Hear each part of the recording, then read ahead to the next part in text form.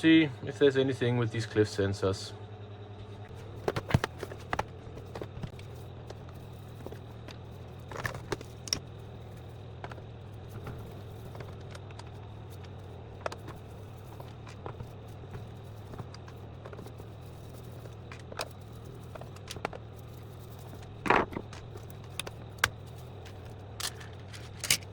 Here's the battery.